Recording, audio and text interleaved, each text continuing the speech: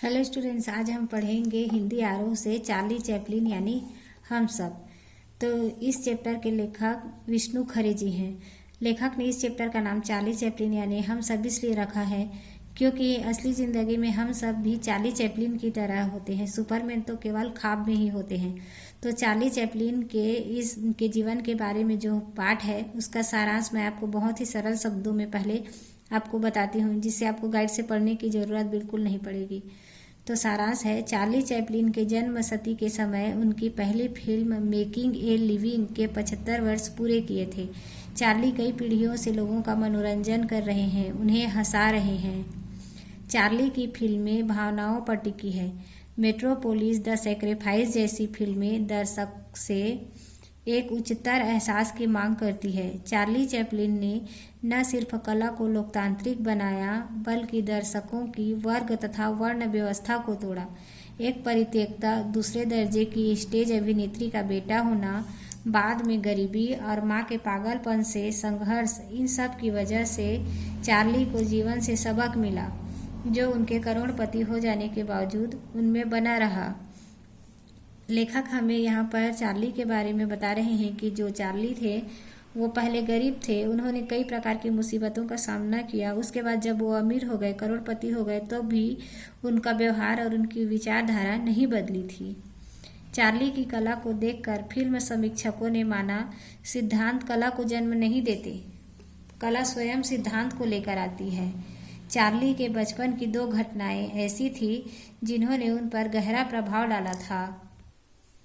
पहली ईसा की सूली पर चढ़ने के प्रकरण और दूसरा एक भेड़ को कसाई खाना ले जाते वक्त अपनी जान बचाकर भागने वाले भेड़ को पकड़ने वाले लोग कई बार फिसले और गिरे, सड़क पर ठहाके लगाते दिखे। यहाँ पर लेखक हमें इन लोगों के बारे में समझा रहे हैं कि जो लोग थे जो पीछा कर रहे थे वो खुद ही गिरते थे और खुद पर हंस रहे थे, अर्थात उनकी जीवन भी चार्ली की तरह ही थी। चार्ली की कला सबसे अलग है, जिसमें हास्य करुण में बदल जाता है और करुणा हास्य में। जैसे बत्तख पानी को स्वीकार करता है, यहाँ हर एक व्यक्ति दूसरे को विदूषक समझता है। यही कारण है कि गांधी जी भी चार्ली का सानिध्य चाहते थे। चार्ली से प्रेरित होकर ही राज कपूर ने फिल्म आवारा और श्री 420 में काम किया। अब यहाँ पर लेखक के कहने का अर्थ है कि जो चार्ली का कैरेक्टर था उनको इतना पसंद आया कि उन्हें लगा कि ये असली ज़िंदगी की जैसा ही है, इसीलिए राज कपूर साहब ने अपनी फिल्म आवारा में उसी तरह का कैरेक्टर निभाया। चार्ली की अधिकांश फिल्में भाषा का इस्तेमाल नहीं करती। चार्ली की तरह बहुत से और भी कॉमेडियन हुए, पर चार्ली की प्रसिद्धि तक कोई नहीं पहुंच पाए। चार्ली का चिर युवा और बच्चों जैसा दिखना सबसे बड़ी विशेषता है। हमारे भारत देश में होली के अलावा कभी भी खुद को हास्यास्पद बनाने की परंपरा नहीं है। चार्ली का भारत में महत्व इसलिए कि वह अंग्रेजों पर हंसने का अवसर देता है। चार्ली स्वयं पर तब हंसता है जब वह आत्मविश्वास से भरा होता है।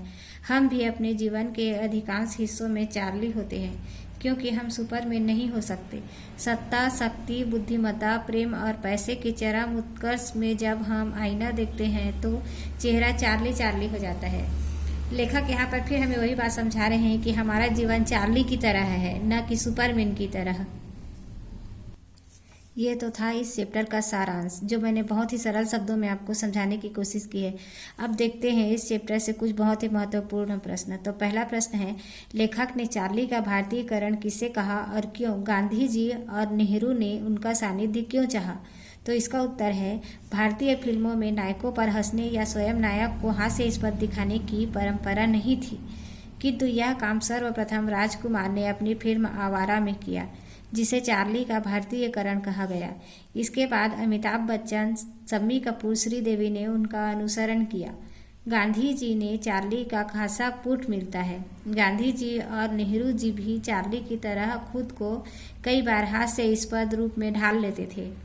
यही कारण था कि वो चार्ली का सानिध्य चाहते थे। दूसरा प्रश्न है, चार्ली चैपलिन के जीवन संघर्षों पर प्रकाश डालिए। तो इसका उत्तर है, चार्ली का जीवन बचपन से लेकर युवावस्था तक संकटों संघर्षों से भरा था। बचपन से ही परित्यक्ता माँ, फिर उनका पागलपन, नानी का खाना बदोश होना, साम्राज्य, औद्योगिक क्रांति, पूंजीवाद, सामंतशाह से मगरूर समाज द्वारा दुराया जाना, शासक तंत्र का शोषण आदि ने उनके व्यक्तित्व को संपन्न बनाया। तीसरा प्रश्न है, चार्ली सबसे ज्यादा स्वयं पर कब हंसता है? तो इसका उत्तर है, चार्ली सबसे ज्यादा तब हंसता है जब वह स्वयं को गौरवान्वित, आत्मविश्वास से लबरेज अर्थात भरा हुआ, सफलता, सभ्यता, संस्कृति के क्षण में स्वयं को देखता है।